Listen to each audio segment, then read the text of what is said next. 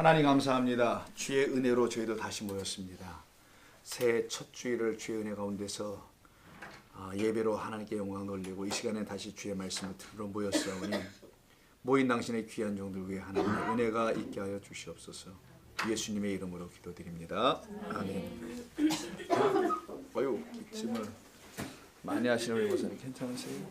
물 밖에 있으니까 언제든 왔다 갔다 하시면서. 자, 22장 창세기 22장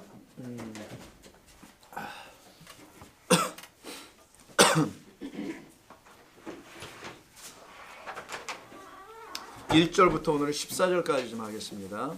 22장 1절부터 14절. 창세기 22장 1절부터 14절. 자, 그 일 후에 하나님이 아브라함을 시험하시려고 그를 부르시되 아브라함아 하시니 그가 이르되 내가 여기 있나이다라고 말하죠. 자, 22장 1절만 일단 읽어봐도 여러분 22장 전체가 무엇을 말하는지 아시라 생각합니다. 22장은요, 여러분 말씀 이미 알고 계시니까 미리 말씀드립니다만은 이삭을 번제단에다 드리라는 하나님의 명령, 이 명령이 있었던 그런 장이죠. 그리고 이삭을 드리는 그런 이야기가 담겨 있는 것이 바로 22장입니다. 22장 전체의 내용을 우리 다는 못하고 오늘은 14절까지만 하게 될 텐데요. 14절까지의 내용을 우리가 한번 같이 나누면서 이 말씀이 우리에게 주시는 뜻이 무엇인지를 하나하나씩 깨달아가는 그 시간이길 바라고요. 이거는 뭐 모든 성도님들 거의 다 대부분 아시는 이야기잖아요. 근데 이 이야기가 어떤 의미인지를 오늘 좀 새롭게 들으시는 분들도 계시리라 보고 있을 수 있다고 보고요. 또 혹은 이미 들어보신 분들도 있을 거라고 보는데 한번 마음을 열고 한번 보겠습니다. 자, 첫 번째 그 일 후에라고 시작하는 것도 한번 주목해 볼까요? 자, 그 일 후에라니까 그 일이 있어야 되잖아요. 그럼 그 일은 그 앞장에 있겠네요. 21장에 있는 일이 그 일입니다. 21장의 주제가 뭐였나요? 자, 브엘세바 있었죠. 브엘세바를 설명하는 것이 바로 21장의 일이었고 사건이었었습니다.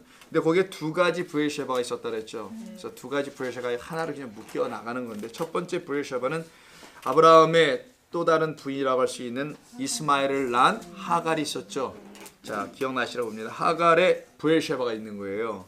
그 하갈의 브엘세바는 14절에 나옵니다. 21장 14절. 자, 광야로 쫓겨나가는데 가죽 부대에 물을 담은 거 하나 메고 그 아들과 함께 광야로 나가는데 그 광야 이름이 하필이면 브엘세바라는 광야였다 그랬죠. 그 브엘세바가 왜 또 광야가 될까요? 그곳에 나갔다라는 그곳이 또 브엘세바이기 때문입니다. 브엘세바 기억나시나요? 뜻은 일곱 우물이라는 직역이 있는데 그건 seven wells라고 번역할 수도 있지만 그런 의미가 아니라 일곱이라는 우물이다라는 거예요. 일곱 개의 우물이 아니라 일곱이라는 뜻을 갖고 있는 우물. 그래서 일곱은 단순히 일곱의 숫자가 아니라 맹세하다는 뜻이었었죠. 쉐바가. 그래서 부엘은 우물이고요. 셈이고. 자, 맹세, 일곱으로 맹세하신 우물이다. 그러니까 우물은 물이죠. 물이 나오죠. 맹세는 물이 아니잖아요. 말이죠. 이 결국 물은 말이며 말은 또 물이다라는 걸 설명하는 거예요. 그래서 말씀이 또 하나님의 물이고 물은 또 말씀을 상징하고 있다는 것이죠. 그곳에서 지금 물을 못 찾고 있는 거예요. 지금 하갈이. 그 상황이었었죠. 그럼 하갈이 물을 못 찾게 되니까 어서 죽을 수밖에 없게 된단 말이에요. 그러나 하나님께서 이를 그냥 내버려 두시지 아니하고 음성을 들으시고는 그를 다시 물로 마시게 하죠. 이 브엘세바를 통하여 결국 하나님의 일곱이라는 언약의 말씀을 통하여 우리를 하나님께서 우리에게 거하실 당신의 성전으로 바꿔가시는 것이 브엘세바입니다. 그 성전된 자, 이걸 완성됐다고 하는 거예요. 그러니까 성전을 짓고 완성하다 할 때는 살람이라는 단어를 쓰게 됩니다. 그러니까 솔로몬이 성전을 건축하고 완성했다, 완공했다. 그래서 하나님께 그걸 드린다 하죠. 그걸 갖다가 봉헌식이라고 하지 않습니까? 요즘 말로 그거를 갖다가 살람이라고 하는 거예요. 그 살람에서 나오는 게 샬롬이죠. 그걸 평강. 즉 우리가 하나님의 거하실 성전으로 지어지면 완성되면 우리는 평안을 갖습니다. 하나님의 성전으로 완성되는 건 무엇이냐? 하나님의 일곱 말씀으로 지어지는 걸 말하는 거예요. 하나님의 일곱 말씀이 맹세인 줄 알고 약속인 것인 줄 알고 그대로 지어져 가길 소원하는 사람들은 그냥 그대로 지어집니다. 또 그렇게 지어지면 그걸 갖다가 내가 거할 성전은 바로 너구나, 솔로몬이 지은 것이 아니라 너구나, 내가 지은 거다. 나의 말로, 내 말씀으로 지은 게 바로 너야. 나는 너의 안에 거할 거야. 그걸 완성. 그럼 평안이 들어옵니다. 여호와 하나님 내 안에 거하시는데 어찌 평안이 없어요? 하나님이 안 계셨나 보지. 평안이 없다는 거는 그런 거겠죠, 그죠? 그래서 우리는 그렇게 완전히 까발려집니다. 그 순간에 완전히 그냥 다 들통나버리는 거예요. 평안이 없는다라는 것은, 내가 뭔가 두려우고 쫓기고 있다라는 것은, 근심 가운데 있다는 것은 나는 노출당했다는 걸 말하는 거예요. 아, 감출 수 없었구나, 내 자신을. 이걸 알게 되는 거죠. 그래서 그때 또 돌아오는 겁니다. 이게 하갈의 부엘샤바. 두 번째 부엘샤바는 21장 자 22절 이하에 나온 아비멜렉이라는 어떤 왕과의 관계 속에서 아브라함의 부엘샤바가 나옵니다. 이때는 자, 아브라함이 7 우물을 갖고 있었단 말이에요. 근데 그 우물에 그 아비멜렉이라는 그 사람, 왕의 그 사람들이 와서 그 우물 갖고 싸우게 됐었죠. 그래서 그걸 화해합니다. 화해를 하면 그쪽에서 뭘 갖고 와야 되는데 오히려 아브라함이 가지고 가는 입장이 되죠. 그래서 아브라함의 이 부엘샤바는 결국 부엘이라는, 그리고 쉐바라는 그 언약을 완성해 나가는 것을 그려주고 있는 거예요. 이 언약을 세상 왕인 아비멜렉에게 선포한 것입니다. 너희 세상 왕들아, 이걸 들으라. 그래서 찾아가는 거예요. 아브라함이 오히려 이 상황으로 볼 때는요, 아비멜렉이 잘못했잖아요. 근데 시침이 때요, 나는 몰라, 내 부하들이 뭘 잘못했나 보지, 이러고 있었단 말이에요. 그러면 세상적으로도 말하면 뭡니까? 아, 그가 무슨 변상을 하든지 뭐 사과를 하든지 뭘 해야 되는데 그런 건 전혀 없는 그에게 찾아가고 있어요. 아브라함이 오히려 7 양을 데리고, 그리고 그걸로 언약을 둘이 맺습니다. 그 말은 그에게 언약을 주고 선포하는 거죠. 부엘샤바가 없는 그들에게 부엘샤바를 선포해 주는 거예요. 이게 바로 부엘샤바의 의미입니다. 그러니까 부엘샤바는 그냥 7 우물이 아니라 언약의 말씀이라는 그 우물이죠.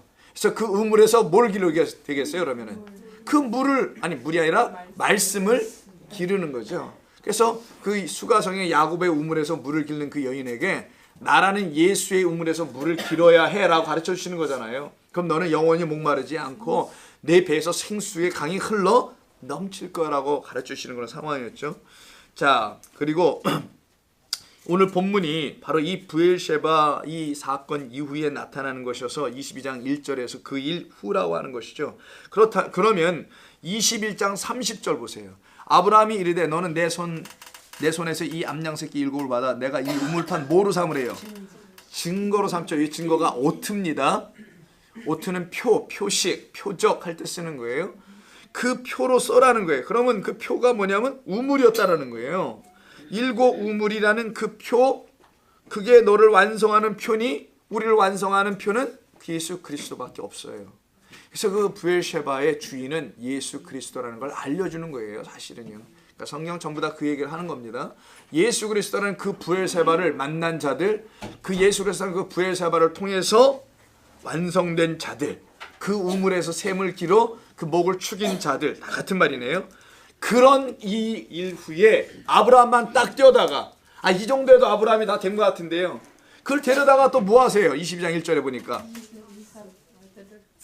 시험하사라고 돼 있잖아요. 그 단어부터 챙겨가자고요. 아브라함, 그런 아브라함쯤 됐으면 저 다 된 것 같은데 뭘 또 시험까지. 우리는 중간고사, 기말고사, 무슨 그냥 처음부터 고사, 그러다 고사를 지내죠. 우리가 그냥. 그런 시험들을 수없이 봤는데 아브라함이 또 시험을 보내요. 시험을 받습니다. 자, 이때 시험을 나사예요. 나사, 줄임말은 그냥 나사라고 합니다.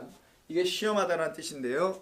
이 단어가 어떻게 쓰이는지 한번 좀 보겠습니다. 이 단어는 시험하다, 시험이니까 테스트가 되겠네요.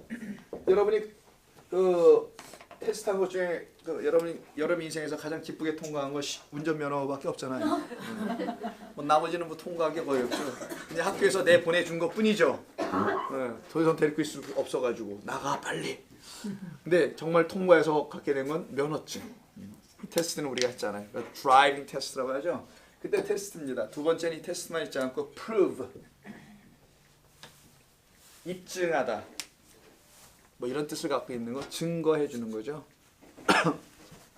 이 뜻이 두 개가 다 담겨 있어요, 여기 안에는요. 그런데 이 시험이 자주 일어나면 되겠어요? 시험 좋아하는 사람 없잖아요. 이 학교의 그 시험도 싫지만 하나님으로부터 그런 어떤 시험도 좀 그렇잖아요. 그죠? 자, 그러면 이 시험은 자주 일어나지 않을 거 아니겠어요. 그래서 창세기에는 이 시험, 이 낯사라 이 말이 여기 한 번만 나옵니다. 다행이다. 예. 근데 이 한 번을 실패하면 안 돼. 문제는 그거예요. 딱 한 번만 나온다는 거예요. 근데 누구에게? 믿음의 조상이라는 아브라함에게만. 그래서 그로 말미암아 시험이 끝나는 거예요, 그냥. 그래서 이 시험 한 번을 제대로 못하면은 여기 남아서 오늘 계속 하는 겁니다, 우리. 통과를 못해가지고 밤새 해야 되는 거예요. 이거 뭐 방법이 없어요. 이게 한 번이라는 거예요. 창세기에 유일하게 어떤 의미를 담아놓은 거죠. 이거 한 번이다. 이게 하나로 내가 다 설명해 줄게라는 거예요. 두 번, 세 번 하지 아니하시고요. 시험은. 자, 그럼 이 시험이 무엇인지를 알아야 될 거 아니에요. 낯살을 왜 하는 것인지 하나님은 우리를 뭐 걸려 넘어가게 하시기 위한 뜻이 아닐 거 아니겠습니까? 그럼 출애굽기에 시험이 좀 나오는데 많이는 안 나옵니다는 좀 나오는데 한번 볼까요? 15장. 시험을 제대로 잘 받아야 합니다. 오늘 도키마저라고 했었죠? 아까 예배 시간에는요. 시험이라고 하는데 출애굽기 몇 장? 15장 좋습니다. 15장 마라의 쓴물 사건 아시죠? 그것이 기록된 것이 22절 이하인데 그때 25절을 보세요. 이들이 원망하죠? 하나님께서 그들을 인도해 나가시는 거잖아요. 불기둥과 구름기둥으로. 그러니까 그들은 그들의 의지대로 가는 게 아니죠. 그러니까 이들이 지금 무슨 분을 만나요? 그럼 그들의 의지로 만난 건가요?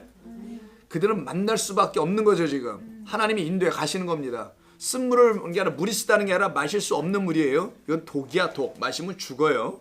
하필 왜 그 물 앞에 데려다 놨을까? 그리고 그 물을 단물로 바꾸시죠. 단물은 물이 달라는 게 아니라 마실 물이다라는 거예요. 그걸 우리에게 생명을 주는 물이다. 물이 뻔히 있는데도 불구하고 먹으면 안 되는 물, 먹으면 죽으니까. 그러나 살리게 하는 물로 바꿔주시기 위해서 나무를 던지죠.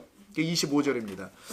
모세가 여호와께 부르짖었더니 여호와께서 그에게 한 나무를 가리키시니 그가 물에 던지니 뭐를? 나무를. 물이 달게 되었더라. 거기서 여호와께서 그들을 위하여 이 사건을 통하여 목적이 있어요. 법도와 율례를 정하시고 그들을 뭐 하신대요? 시험하셨대요.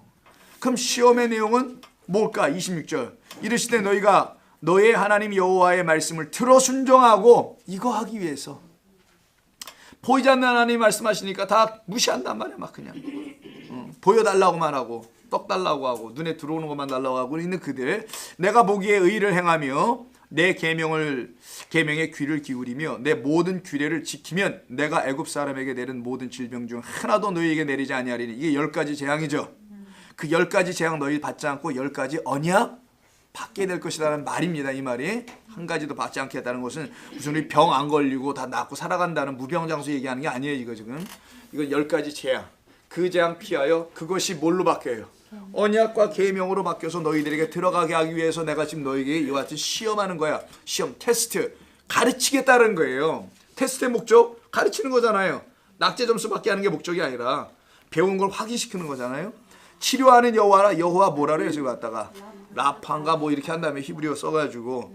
자, 그들이 엘림에 이르니 거기에 물샘 12이 있고요. 종려나무 79를 만나게 되죠. 요 상황에서 나오게 되고요. 16장 넘어가 보세요.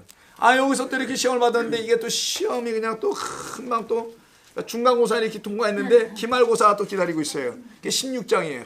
그 파이널 들어가죠. 갖다가 midterm은 15장, 파이널은 16장. 16장에서 또 볼까요? 16장 4절. 자, 이때는 뭘로 시험 받냐면 애굽에 있는 떡과 고기를 고기 가마를 그리워하고 있어요. 이들이 이미 이들은 그 떡을 먹고 있는 건데도 불구하고 그 어린 양 고기를 먹고 나왔는데도 불구하고요. 그때에 14절에서 여호와께서 모세에게 이르시되 보라 내가 너희를 위하여 하늘에서 양식을 비같이 내리리니 백성이 나가서 일용할 것을 날마다 거둘 것이라. 이같이 하여 그들이 내 율법을 준행하나 아니하나 내가 시험하리라. 이런 시험이 여기 뒷받침되어 나옵니다. 자, 그럼 시험의 내용들은 하나님의 말씀의 순종, 그 계명이 무엇인지를 알게 하는 거죠. 그것을 통하여 하나님 또 어떤 걸 궁적으로 다 드러내 주실 겁니다. 자, 신명기 8장 시험 모세 오경의 마지막이 5번째 book, the fifth book이 Deuteronomy, 신명기잖아요. 그럼 신명기에서 결정이 나돼야 돼. 이거는 시험이 뭔지를 알아야 돼. 테스트를 왜 하신 것인지, 하나님 왜 우리를 시험하신 것인지 알아야 합니다. 그러니까 마지막 모세의 설교에 있겠죠. 5편으로 이루어진 5 sermons가 Deuteronomy예요. 신명기입니다. 거기서 신명기에서 말씀을 해줘야 됩니다. 아우 우리 권사님 좀 많이 하시네. 물 물 드셔야 될 것 같아요.